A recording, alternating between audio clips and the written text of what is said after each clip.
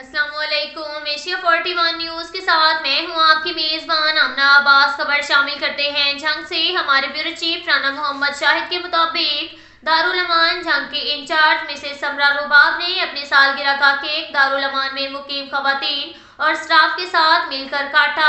इस मौका पर इंचार्ज दारुल अमान मिसेस समरा रुबाब ने अपने पैगाम में कहा कि दारुल अमान में मुकीम खवातीन अपने आप को हरगिज अकेला ना समझें। हमारी खुशियाँ और मसाइल सांझे हैं, हम सब एक फैमिली की तरह हैं। उन सब का ये कहना था कि दारुल अमान मुकीम खवातीन के अकेलेपन के हसासियत को ख़त्म करना है, ऐसे छोटे प्रोग्राम करने और इन खवातीन को एहसास दिलाना है कि वो अकेली नहीं हैं। इनको घर जैसा माहौल और खुशियाँ देना हम सब की जिम्मेदारी है।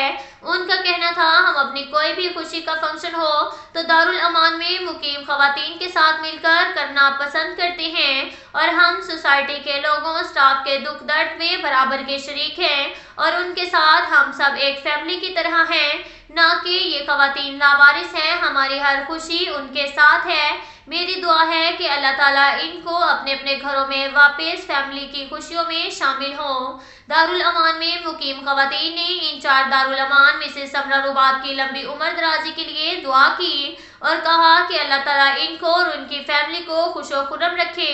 अब तक के लिए इतना ही काफ़ी है। मिलते हैं अगले बुलेटिन में। हमारे साथ